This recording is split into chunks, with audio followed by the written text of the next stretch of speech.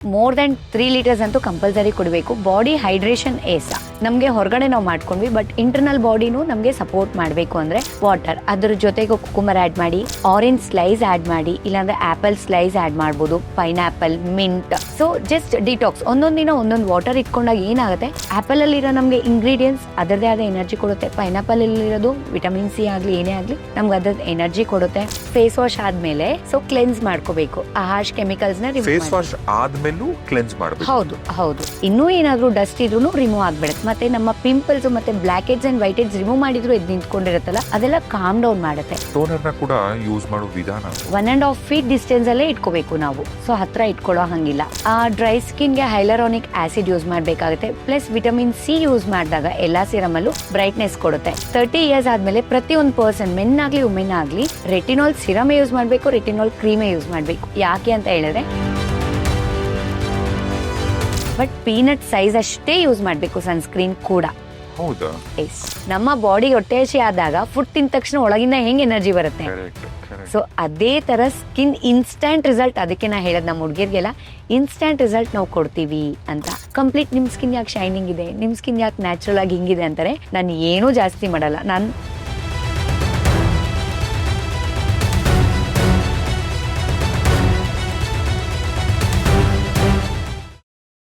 ಈಗ ಪ್ರತಿದಿನ ಮನೇಲಿ ಇರ್ತಕ್ಕಂಥ ಹೆಣ್ಮಕ್ಳಾಗ್ಲಿ ಅಥವಾ ಹೊರಗಡೆ ಹೋಗ್ತಕ್ಕಂಥ ಗಂಡ್ಮಕ್ಳು ಬೇಸಿಕ್ ಆಗಿ ಇದನ್ನ ಪಾಲಿಸ್ಬೇಕು, ಸ್ಕಿನ್ ಕೇರ್. ಹೌದು. ಈಗ ಬೆಳಗ್ಗೆ ಮನೆಯಿಂದ ಹೊರಡೋ ಟೈಮಲ್ಲಿ ಒಂದೊಂದಾಗೆ ಹೇಳ್ಕೊಡಿ ಆಯ್ತಾ?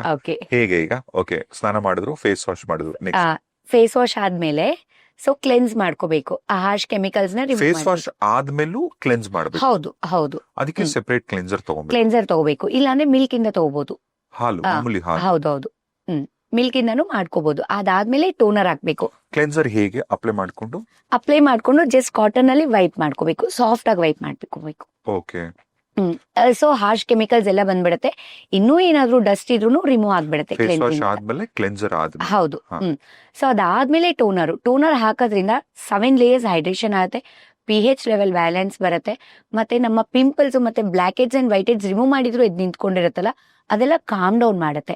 ಸೊ ಸ್ಪ್ರೇ ಫಾರ್ಮ್ ಅಲ್ಲಿ ಯೂಸ್ ಮಾಡಿ ಅಂತ ಹೇಳ್ತೀನಿ ಟೋನರ್ಸ್ ನ, ಬಟ್ ಕಣ್ಣತ್ರ ಅವಾಯ್ಡ್ ಮಾಡ್ಬೇಕಾಗತ್ತೆ ನಾವು.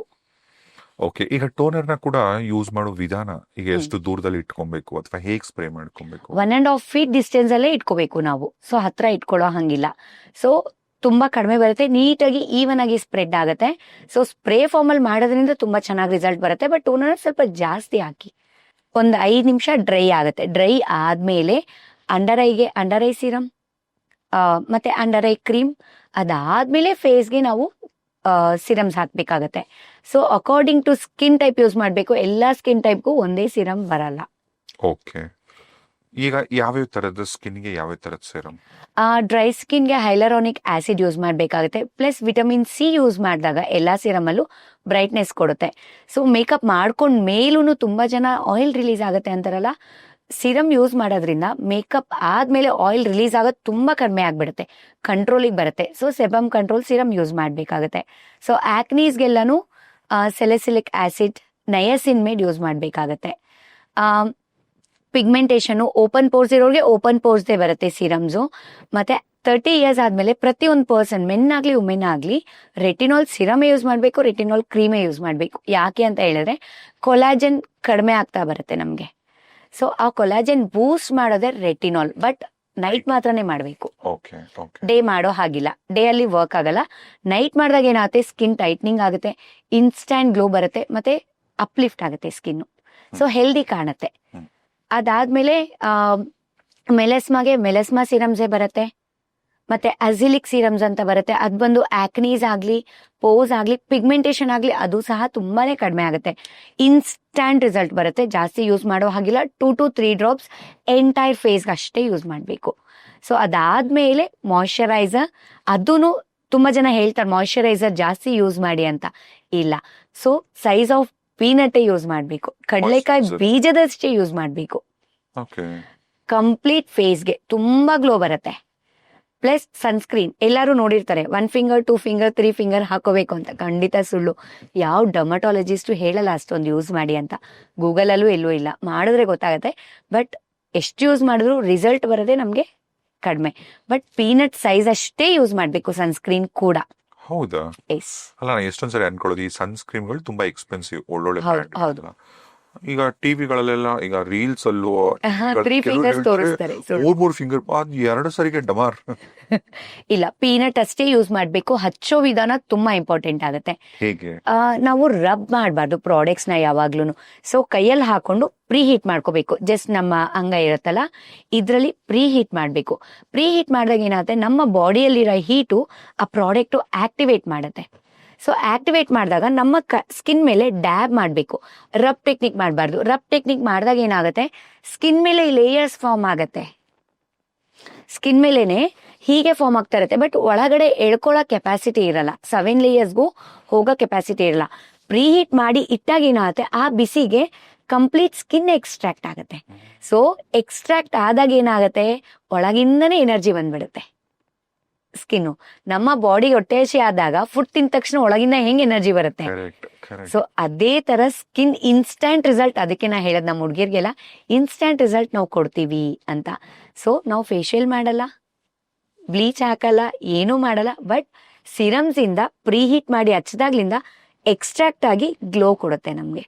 ಸೊ ಹಾಗಾಗಿ ಅದೇ ವಿಧಾನದಲ್ಲೇ ಪ್ರತಿಯೊಂದೂ ಹಚ್ಬೇಕಾಗತ್ತೆ.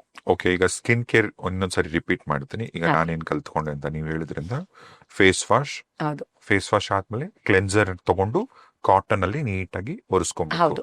ಕ್ಲೆನ್ಸರ್ ಇಲ್ಲ ಅಂದ್ರೆ ಹಾಲಾದ್ರೂ ಸರಿ, ಹಾಲಿನ ಮುಖಕ್ಕೆ ಹಚ್ಚಿ ಆಮೇಲೆ ಕಾಟನ್ ಅಲ್ಲಿ ತೆಗಿತಕ್ಕಂಥದ್ದು. ಅದಾದ್ಮೇಲೆ ಐ ಸಿರಮ್, ಕಣ್ ಕೆಳಗೆ ಟೋನರ್. Okay, yes. ಅದಾದ್ಮೇಲೆ ಟೋನರು 1.5 feet ಅಲ್ಲ 1.5 ಹೌದು ದೂರದಲ್ಲಿ ಇಟ್ಕೊಂಡು ಮುಖ ಎಲ್ಲ ಸ್ಪ್ರೇ ಮಾಡ್ಕೋಬೇಕು. ಅದಾದ ನಂತರ ಐ ಸಿರಮ್, ಕಣ್ಣಿನ ಕೆಳಗೆ ಐ ಸಿರಮ್, ಮತ್ತೆ ಕ್ರೀಮ್, ಐ ಕ್ರೀಮ್ ಚೆನ್ನಾಗಿ ಜೆಂಟಲ್ ಆಗಿ ಮಸಾಜ್ ಮಾಡ್ಬೇಕು. ಯಾಕಂದ್ರೆ ತುಂಬಾ ಸೆನ್ಸಿಟಿವ್ ಇರುತ್ತೆ ಇಲ್ಲಿ. ಸೊ ಹಾಗಾಗಿ ತುಂಬಾ ಸಾಫ್ಟ್ ಆಗಿ ರಬ್ ಮಾಡ್ಬೇಕಾಗತ್ತೆ. ಅದಾದ್ಮೇಲೆ ಮಾಯಿಶ್ಚರೈಸರ್. ಹೌದು, ಮಾಯಿಶ್ಚರೈಸರ್ ಮುಖದ ಎಲ್ಲಾ ಭಾಗದಲ್ಲಿ. ಸೊ ಮಾಯಿಶ್ಚರೈಸರ್ ಕೂಡ ಸ್ವಲ್ಪನೇ ಬಳಸಬೇಕು, ಹೌದು, ಜಾಸ್ತಿ ಇಲ್ಲ. ಓಕೆ, ಅದಾದ ನಂತರ ಸನ್ಸ್ಕ್ರೀನ್. ಸನ್ಸ್ಕ್ರೀನ್ ಕೂಡ ಒಂದಷ್ಟು ಹಾಕೊಂಡು, ಈ 2 ಬೆರಳು 3 ಬೆರಳು ಅದೆಲ್ಲ ಏನೂ ಅಲ್ಲ, ಒಂದ್ ಸ್ವಲ್ಪ ಸನ್ಸ್ಕ್ರೀನ್ ಹಾಕೊಂಡು ಹೀಗೆ ಹೀಟ್ ಮಾಡ್ಕೊಂಡು ಅದೇ ಬಿಸಿನ ಹಿಂಗ್ ಡ್ಯಾಬ್ ಮಾಡ್ಕೋಬೇಕು. ಕಂಪ್ಲೀಟ್ ಆಗಿ ಡ್ಯಾಬ್ ಮಾಡ್ಕೋಬೇಕು. ಸೊ ಜಾಸ್ತಿ ಹಾಕೊಂಡಾಗ ಏನಾಗುತ್ತೆ, ನಾವು ಮೇಲ್ಗಡೆನೆ ರಬ್ ಮಾಡ್ತಾ ಇರ್ತೀವಲ್ಲ ಪ್ರಾಡಕ್ಟ್ಸು, ಅದು ಆಯಿಲ್ ತರ ರಿಲೀಸ್ ಆಗ್ತಾ ಇರುತ್ತೆ. ಎಷ್ಟೊಂದ್ ಜನ ನೋಡಿರ್ಬೋದು, ಅಯ್ಯೋ ಸನ್ಸ್ಕ್ರೀನ್ ಹಾಕೊಂಡೆ ನನ್ನ ಮುಖ ಎಲ್ಲ ಆಯಿಲಿ ಅನ್ಸುತ್ತೆ ಅಂತ. ಬಟ್ ಜಸ್ಟ್ ನೀವು ಕಡಲೆಕಾಯಿ ಬೀಜದಷ್ಟೇ ತಗೊಳ್ಳಿ, ರಬ್ ಮಾಡಿ ಹಚ್ಕೊಳ್ಳಿ, ನಿಮ್ಗೆ ಗ್ಲೋ ತುಂಬಾನೇ ಚೆನ್ನಾಗಿ ಬರುತ್ತೆ. ರಿಸಲ್ಟ್ 100% ಕೊಡುತ್ತೆ. ಅದ್ರ ಮೇಲೆ ಏನೂ ಇಲ್ಲ. ಕಂಪ್ಲೀಟ್ ನಿಮ್ ಸ್ಕಿನ್ ಯಾಕೆ ಶೈನಿಂಗ್ ಇದೆ, ನಿಮ್ ಸ್ಕಿನ್ ಯಾಕೆ ನ್ಯಾಚುರಲ್ ಆಗಿ ಹಿಂಗಿದೆ ಅಂತಾರೆ. ನಾನು ಏನೂ ಜಾಸ್ತಿ ಮಾಡಲ್ಲ. ನಾನು ತುಂಬಾ ಅಫೋರ್ಡಬಲ್ ಪ್ರೈಸ್ ಯೂಸ್ ಮಾಡೋದೆಲ್ಲಾನು ಮಾಯಿಶ್ಚರೈಸರ್, ಸನ್ಸ್ಕ್ರೀನ್ ನೀಟಾಗಿ ಅಪ್ಲೈ ಮಾಡ್ತೀನಿ ಅಷ್ಟೇ. ಈಗ ಸನ್ಸ್ಕ್ರೀನ್ಗೆ ತುಂಬಾ ಜನ ಕನ್ಫ್ಯೂಷನ್ ಏನಂದ್ರೆ ಯಾವಾಗ ಹಚ್ಬೇಕು ಅಂತ. ಈಗ ತುಂಬಾ ಅತಿಯಾಗಿ ಎಲ್ಲ ನೋಡ್ಬಿಟ್ಟು ರೀಲ್ಗಳಲ್ಲಿ, ಟಿವಿಗಳಲ್ಲಿ ವಿಪರೀತ ತಿಳ್ಕೊಂಡು ಕೆಲವರು ಹೇಳ್ತಾರೆ ಮನೇಲಿ ಕೂತಿದ್ದಾಗ ನೀವು ಹಚ್ಬೇಕು, ರಾತ್ರಿ ಮಲ್ಗೋ ಮುಂಚೆ ಹಚ್ಬೇಕು, ಲೈಟ್ಸ್ ಅಲ್ಲಿ ಕೂತಾಗ ಹಚ್ಬೇಕು, ಈ ತರ ಎಲ್ಲ. ಸನ್ಸ್ಕ್ರೀನ್ ನ ಯಾವ ಟೈಮಲ್ಲಿ ಹಚ್ಬೇಕು, ಎಷ್ಟು ಹಚ್ಬೇಕು? ಅದನ್ನು ಕಡಲೆಕಾಯಿ ಬೀಜದಷ್ಟೇ ಹಚ್ಬೇಕು.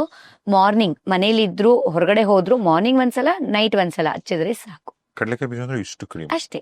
ಓಕೆ, ಅಷ್ಟೇ. ಕಂಪ್ಲೀಟ್ ಫೇಸ್ ಚೆನ್ನಾಗಾಗತ್ತೆ. ಓಕೆ, ಈಗ ನೀರ್ ಕುಡಿಯೋ ವಿಚಾರದಲ್ಲಿ ತುಂಬಾ ಜನ ಹೇಳ್ತಾರೆ ಚೆನ್ನಾಗಿ ಹೈಡ್ರೇಟ್ ಮಾಡಿ ನೀರ್ ಕುಡೀರಿ ಸ್ಕಿನ್ ಚೆನ್ನಾಗಿರುತ್ತೆ ಅಂತ. ಇನ್ ಕೆಲವರು ನೀರು ಕೂಡ ಜಾಸ್ತಿ ಕುಡಿಬಾರ್ದು ಅಂತ ಹೇಳ್ತಾರೆ.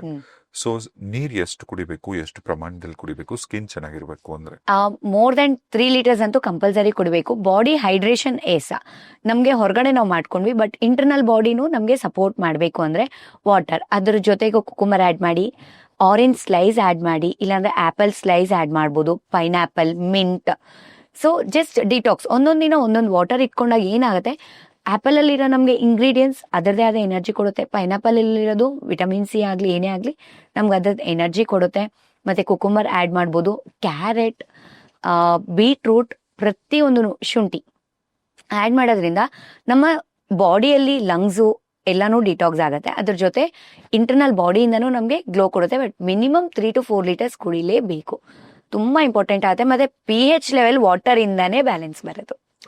ನೀರ್ ಕುಡಿದಷ್ಟು ಒಳ್ಳೇದು. ಹೌದು, ಯಾಕೆ ಅಂದ್ರೆ ಮೇಕಪ್ ಆದ್ಮೇಲೆ ಕೆಲವರು ಗ್ರೇಟ್ ಅರ್ನ್ ಆಯ್ತು ಮೇಕಪ್ ಅಂತ ಹೇಳ್ತಾರೆ. ಯಾಕೆಂದ್ರೆ ಬಾಡಿಯಲ್ಲಿ pH ಲೆವೆಲ್ ಇರಲ್ಲ. pH ಲೆವೆಲ್ ಜಾಸ್ತಿ ಆದ್ರೂ ನಮ್ಗೆ ಪ್ರಾಬ್ಲಮ್ ಆಗುತ್ತೆ. pH ಲೆವೆಲ್ ಕಡಿಮೆ ಆದಾಗ್ಲೂ ನಮ್ಗೆ ಗ್ರೇ ಟರ್ನ್ ಆಗುತ್ತೆ. ಜಾಸ್ತಿ ಆದಾಗ ಡಾರ್ಕ್ ಸರ್ಕಲ್ ಜಾಸ್ತಿ ಆಗ್ಬಿಡುತ್ತೆ. ನೀರು ಜಾಸ್ತಿ ಕುಡಿದ್ರೆ ಇಲ್ಲ ಜಾಸ್ತಿ ಕುಡ್ದಿಲ್ಲ, pH ಲೆವೆಲ್ ಜಾಸ್ತಿ ಆದ್ರೆ. ಸೊ ನೀರ್ ಕುಡಿತಾ ಇದ್ದಷ್ಟು ನಮ್ಗೆ ಹೈಡ್ರೇಷನ್ ಕೊಡುತ್ತೆ ಫ್ರೂಟ್ ಜ್ಯೂಸಸ್. ಅಂಡ್ ತುಂಬಾ ಜನ ಮೇಕಪ್ ಮಾಡ್ಕೊಂಡು ಕೋಕ್ ನ ಕುಡಿತಾರೆ, ಪ್ರಿಸರ್ವೇಟಿವ್ಸ್. ಅದನ್ನ ಕಂಪ್ಲೀಟ್ ಆಗಿ ಹೇಳ್ಬೇಕು, ಅವಾಯ್ಡ್ ಮಾಡಿ ಅಂತ. ಅಂದ್ರೆ ಯಾವುದೇ ತರದ ಏರಿಯೇಟೆಡ್ ಡ್ರಿಂಕ್ಸ್. ಹೌದು. ಅದನ್ನ ಕಂಪ್ಲೀಟ್ ಪ್ರಿಸರ್ವೇಟಿವ್ಸ್ ಏನೇ ಇದ್ರು, ಚಾಕ್ಲೇಟ್ಸ್ ಆಗ್ಲಿ ಜೆಲ್ಲೀಸ್ ಆಗ್ಲಿ ಅವಾಯ್ಡ್ ಮಾಡ್ಬೇಕು. ಚಾಕ್ಲೇಟ್ಸ್ ಅಲ್ಲಿ ಇರಲ್ಲ, ಇರುತ್ತೆ, ಬಟ್ ಜೆಲ್ಲೀಸ್ ಅಲ್ಲಿ ಮತ್ತೆ ಡ್ರಿಂಕ್ಸ್ ಅಲ್ಲಿ ಜಾಸ್ತಿ ಇರೋದ್ರಿಂದ ಅವಾಯ್ಡ್ ಮಾಡಕ್ ಹೇಳ್ಬೇಕು. ಯಾಕೆಂದ್ರೆ ಬಾಡಿನ ಕಂಪ್ಲೀಟ್ ಅಬ್ಸರ್ವ್ ಮಾಡ್ಬಿಡುತ್ತೆ ಪ್ರಿಸರ್ವೇಟಿವ್ಸ್. ನಮ್ಮ ಬಾಡಿಯಲ್ಲಿರೋ ಎನರ್ಜಿನ ಫುಲ್ ಹೇಳ್ಕೊಂಡ್ಬಿಡುತ್ತೆ. ಎಲ್ಲದರ ಶುಗರ್ ಐಟಮ್ಸ್. ಹೌದು. ಓಕೆ, ಈಗ ಫೇಸ್ ವಾಶ್ ಅಂತ ಬಂದಾಗ ಫೇಸ್ ವಾಶ್ 50 ರೂಪಾಯಿಂದನೂ ಸಿಗತ್ತೆ, 5,000 ಫೇಸ್ ವಾಶ್ಗಳು ಈಗ ಇದೆ. ಬೆಸ್ಟ್ ಫೇಸ್ ವಾಶ್ ಅಂದ್ರೆ ಈಗ ಯಾವ ತರದ ಫೇಸ್ ವಾಶ್ ನ ಯೂಸ್ ಮಾಡಬೇಕು? ಫಾರ್ ಎಕ್ಸಾಂಪಲ್, ಆಯಿಲ್ ಸ್ಕಿನ್ ಅವರು ಯಾವ ತರದ ಫೇಸ್ ವಾಶು, ಡ್ರೈ ಸ್ಕಿನ್ ಅವರು ಯಾವ ತರದ್ದು, ಹುಡುಗರು ಯಾವ ತರದ್ದು, ಹುಡುಗಿರು ಯಾವ ತರದ್ದು? Okay, main thing mild face wash ನಾನು ಪ್ರಿಫರ್ ಮಾಡೋದು. ಮೈಲ್ಡ್ ಫೇಸ್ ವಾಶ್ ನಿಮ್ಗೆ VLCC ಅಥವಾ ಗಾರ್ನಿಯರ್ ಮೈಲ್ಡ್ ಕಂಟೆಂಟ್ ಸಿಗುತ್ತೆ, ಅದನ್ನ ಯೂಸ್ ಮಾಡಿ. ಬಟ್ ನಮ್ಮ ಇಂಡಿಯನ್ಸ್ ಬಂದು ಚಾರ್ಕೋಲ್ ಮತ್ತೆ ಮುಲ್ತಾನಿ ಮಟ್ಟಿ ಅವಾಯ್ಡ್ ಮಾಡೋದು ಒಳ್ಳೇದು. ಯಾಕೆಂದ್ರೆ ನಮ್ಮ ಹ್ಯುಮಿಡಿಟಿಗೆ ಅವೆರಡು ಸೆಟ್ ಆಗಲ್ಲ, ಸ್ಕಿನ್ ಇನ್ನೂ ಡ್ರೈ ಮಾಡುತ್ತೆ. ಹಾಗಾಗಿ ಅವೆರಡು ಅವಾಯ್ಡ್ ಮಾಡಿ ಅಂತ ಪ್ರತಿಯೊಬ್ಬರಿಗೂ ನಾನು ಹೇಳ್ತೀನಿ. ಅದನ್ನ ಬಿಟ್ಟು ಹೈಡ್ರೇಷನ್, ಅದ್ರಲ್ಲೂ ಆಲೋವೆರಾ, ಲೆಮನ್ ಅಂತದಿರತ್ತೆ, ಅಂಥದ್ದು ವಿಟಮಿನ್ಸ್ ಇರುತ್ತೆ, ವಿಟಮಿನ್ C ಅಂತದ್ದು, ಅದನ್ನ ಯೂಸ್ ಮಾಡಿ ಅಂತ ಹೇಳ್ತೀನಿ. ಅಲ್ಲಿಂದನೂ ಬರುತ್ತೆ. ಎಸ್ಪೆಷಲಿ ಆಯಿಲಿ ಸ್ಕಿನ್ ಯಾರು ಹೆಂಗ್ ಬೇಕಾದ್ರೂ ಯೂಸ್ ಮಾಡ್ಬೋದು. ಆಯಿಲಿ ಸ್ಕಿನ್ ಇರೋರು ಸೆಲೆಸಿಲಿಕ್ 1% ಇರುವಂತ ಫೇಸ್ ವಾಶೇ ಬರುತ್ತೆ, ಅಲ್ಲಿಂದನೂ ಅವ್ರು ಮಾಡ್ಕೊಂಡು ಬಂದು salicylic face wash and sebum control serum use ಮಾಡಿದ್ರೆ ಆಟೋಮೆಟಿಕ್ ಮೇಕಪ್ ಆದ್ಮೇಲೆ ಆಯಿಲ್ ಕಂಟ್ರೋಲ್ 80% ಕಡಿಮೆ ಆಗುತ್ತೆ, 100% ಕಡಿಮೆ ಆಗುತ್ತೆ. ಓಕೆ, ನೆಕ್ಸ್ಟ್ ಮತ್ತೆ ದಿನಕ್ಕೆ ಎಷ್ಟು ಸಾರಿ ಮುಖ ತೊಳಿಬೇಕು? 3 ಸಲಕ್ಕಿಂತ ಹೆಚ್ಚು ತೊಳೆಯಂಗೆ ಇಲ್ಲ. ಹೌದು, ಓಕೆ. ಮೋರ್ ದ್ಯಾನ್ 3 times ಮಾಡೋ ಹಾಗೆ ಇಲ್ಲ. ಬೆಳಗ್ಗೆ ಎದ್ದಾಗ ಸ್ನಾನ ಮಾಡಿ ಮುಖ ತೊಳೆಯೋದು, ಸಂಜೆ ಒಂದ್ಸಲ, ಆಮೇಲೆ ನೈಟ್ ಒಂದ್ಸಲ. ಯಾಕೆ ನೈಟ್ ಇಂಪಾರ್ಟೆಂಟ್ ಅಂತ ಹೇಳ್ತೀವಿ ಅಂದ್ರೆ, ಸ್ಕಿನ್ನು ಆ ಟೈಮಲ್ಲೇ ಬ್ರೀತ್ ಮಾಡೋದು ನಾವು ಮಲಗಿದ್ದಾಗ. ಸೊ ತುಂಬಾ ಚೆನ್ನಾಗಿ ಬ್ರೀತ್ ಮಾಡೋದು, ಹೈಡ್ರೇಷನ್ ತಗೊಳ್ಳೋದೆಲ್ಲ ಆ ಟೈಮಲ್ಲಿ. ಬಟ್ ಆಯಿಲ್ಸ್ ನೈಟ್ ಟೈಮಲ್ಲಿ ಮಾತ್ರನೇ ಯೂಸ್ ಮಾಡಬೇಕು, ಡೇ ಅಲ್ಲಿ ಆಯಿಲ್ಸ್ ಯೂಸ್ ಮಾಡೋ ಹಂಗೆ ಇಲ್ಲ. ಸೊ ಏನಾಗ್ಬಿಡತ್ತೆ, ಆಯಿಲ್ ರಿಲೀಸ್ ಆದಾಗ pH ಲೆವೆಲ್ ಕಂಟ್ರೋಲ್ ಆಗುತ್ತೆ, ಮೇಕಪ್ ಗ್ರೇಟ್ ಆನ್ ಆಗ್ಬಿಡುತ್ತೆ. ಸೊ ಹಾಗಾಗಿ ಆಯಿಲ್ಸ್ ಯೂಸ್ ಮಾಡೋ ಹಂಗಿಲ್ಲ, ನೈಟ್ ಮಾತ್ರನೇ ಪ್ರಿಫರಬಲ್. ಓಕೆ, ಈಗ ಎಷ್ಟೊಂದು ಜನರು ನಾನೇ ನೋಡಿದ್ದೀನಿ, ಕೆಲವರು ಫೇಸ್ ವಾಶ್ಗಳಾಗ್ಬೋದು, ಅಂದ್ರೆ ಮುಂಚೆ ತುಂಬಾ ಸೋಪ್ ಯೂಸ್ ಮಾಡೋರು ಮುಖಕ್ಕೆ, ಈಗ ಅಟ್ಲೀಸ್ಟ್ ಕಮ್ಮಿ ಫೇಸ್ ವಾಶ್ ಯೂಸ್ ಮಾಡ್ತಾರೆ ಎಲ್ಲಾನು. ಕೆಲವರು ಫೇಸ್ ವಾಶ್ ಹಾಕಿ ತಿಕ್ತಾರೆ. ಸೊ ಫೇಸ್ ವಾಶ್ ಹಾಕೊಂಡಾಗ ಮುಖನ ಹೇಗ್ ತೊಳಿಬೇಕು? ಫೇಸ್ ವಾಶ್ ಹಾಕಿದಾಗ ನಾವು ಅದಕ್ಕಿಂತ ಮುಂಚೆ ಕ್ಲೆನ್ಸರ್ ಇಂದ ನಾವು ಫೇಸ್ ನ ಕ್ಲೀನ್ ಮಾಡಿರ್ಬೇಕು. ಯಾಕೆ ಅಂತ ಹೇಳ್ತೀನಿ. ನಾವು ಮೇಕಪ್ ಮಾಡಿಲ್ಲ ಅಂದ್ರೂ ಸನ್ಸ್ಕ್ರೀನ್ ಹಾಕಿರ್ತೀವಿ, ಮಾಯಿಶ್ಚರೈಸರ್ ಹಾಕಿರ್ತೀವಿ, ಅಬ್ಸರ್ವ್ ಆಗಿರುತ್ತೆ. ಹೊರಗಡೆ ಹೋಗಿ ಬಂದಿರ್ತೀವಿ, ಡ್ರೈ ಆಗ್ಬಿಟ್ಟಿರತ್ತೆ, ಒಂದು ಲೇಯರ್ ಫಾರ್ಮ್ ಆಗಿರುತ್ತೆ ಸ್ಕಿನ್ ಮೇಲೆ ಡ್ರೈ ಆಗಿ. ಸೊ ಹಿಂಗ್ ತಿಕ್ಕದಾಗ ಏನಾಗುತ್ತೆ, ಆ ಕೊಳೆ ತರ ಬರುತ್ತಲ್ವಾ, ಅದೇನಾಗುತ್ತೆ, ಅದು ಹಾರ್ಶ್ ಆಗಿರುತ್ತೆ, ಸ್ಕಿನ್ ಅಲ್ಲಿ ಉಳಿಯುತ್ತಲ್ಲ, ಅದು ಡ್ರೈ ಆಗಿ ಹಿಂಗ್ ತಿಕ್ಕಿದಾಗ ಹಾರ್ಶ್ ಆಗಿ ಬರುತ್ತೆ. ಆ ಹಾರ್ಶ್ ನ ತಿಕ್ದಾಗ್ಲೇ ರ್ಯಾಷಸ್ ಬರೋದು. ಸೊ ನಾವು ಫೇಸ್ ನ ಕಂಪ್ಲೀಟ್ ಆಗಿ ರಿಮೂವ್ ಮಾಡ್ಕೋಬೇಕು, ಕ್ಲೆನ್ಸ್ ಮಾಡ್ಕೋಬೇಕು. ನಾವು ಕ್ಲೆನ್ಸ್ ಮಾಡ್ಕೊಂಡು ಆಮೇಲೆ ಫೇಸ್ ವಾಶ್ ಮಾಡೋದ್ರಿಂದ ನಮ್ಮ ಸ್ಕಿನ್ ಡ್ಯಾಮೇಜ್ ಆಗಲ್ಲ. ಓಕೆ, ಈಗ ರಾತ್ರಿ ಹೊತ್ತು ಮಲ್ಗೋ ಮುಂಚೆ ಸ್ಕಿನ್ ಕೇರ್ ಮಾಡಬೇಕು ಅಂತ ಹೇಳ್ತಾರೆ. ಮಲ್ಗೋ ಮುಂಚೆ ಫೇಸ್ ವಾಶ್ ಮಾಡಿ, ಈಗ ನೀವು ಹೇಳಿದ್ರಿ ಎಳ್ಳೆಣ್ಣೆ ಹಚ್ಬೋದು, ಒಳ್ಳೆ ಮಾಯಿಶ್ಚರೈಸರ್ ಅದು ಅಂತ. ಇನ್ ಕೆಲವರು ನೈಟ್ ಕ್ರೀಮ್ಗಳೆಲ್ಲ ಹಚ್ತಾರೆ ಕೆಲವರು. ಸೊ ಈಗ ನೀವೇ ಒಂದ್ ಮಾತು ಕೂಡ ಹೇಳಿದ್ರಿ, ಅದು ಉಸಿರಾಡಬೇಕು, ಬ್ರೀತ್ ಮಾಡಬೇಕು ಅಂತ. ನೈಟ್ ಅಲ್ಲಿ ಸ್ಕಿನ್ ಆಗತ್ತೆ. ಸೊ ನೈಟ್ ಅಲ್ಲಿ ಏನ್ ಪಾಲಿಸ್ಬೇಕು ಹಾಗಾದ್ರೆ? ಆಯಿಲ್ಸ್ ಹಾಕಿ ತುಂಬಾ ಚೆನ್ನಾಗಿ ಎಫೆಕ್ಟಿವ್ ಬರುತ್ತೆ. ಗೋಲ್ಡ್ ಎಲಿಕ್ಸರ್ಸ್ ಬರುತ್ತೆ, ನಾರ್ಮಲ್ ಆಯಿಲ್ಸ್ ಬರುತ್ತೆ. ಇಲ್ಲ ನಿಮ್ಗೆ ಅದೂ ಆಗಲ್ಲ, ಹಚ್ಬೋದಾ? ಕೊಬ್ಬರಿ ಎಣ್ಣೆ ಹಚ್ಬೋದು, ಪ್ಯೂರ್ ಇರ್ಬೇಕು. ಆಲ್ಮಂಡ್ ಆಯಿಲು ಮತ್ತೆ ಕೋಕೋನಟ್ ಆಯಿಲು ಮತ್ತೆ ಇದು ಹಚ್ಬೋದು. ಗ್ಲೋ ಬೇಕು ಜಾಸ್ತಿ ಅಂತಂದ್ರೆ ಆ ಆಯಿಲ್ ಜೊತೆಗೆ ವಿಟಮಿನ್ ಇ ಕ್ಯಾಪ್ಸೂಲ್ ಆಡ್ ಮಾಡ್ಕೋಬೇಕಾಗುತ್ತೆ. Vitamin E capsule, aloe vera plus oil mix ಮಾಡಿ ₹2.15 ಏನೋ ಬರುತ್ತೆ ಅಷ್ಟೇ ಅದು ಇವಾಗ. ಎಲ್ಲ ಮೆಡಿಕಲ್ ಶಾಪ್ ಅಲ್ಲೂ ಸಿಗತ್ತೆ, EVON 400 ಅಂದ್ರೆ ಕೊಡ್ತಾರೆ. ಸೊ ಅದನ್ನ ಮಿಕ್ಸ್ ಮಾಡ್ಬಿಟ್ಟು ಹಚ್ಕೊಂಡಾಗ ಸಿಕ್ಕಾಬಟ್ಟೆ ಗ್ಲೋ ಇರುತ್ತೆ, ಫೇಶಿಯಲ್ಗೆ ಹೋಗಲ್ಲ ಆಮೇಲೆ.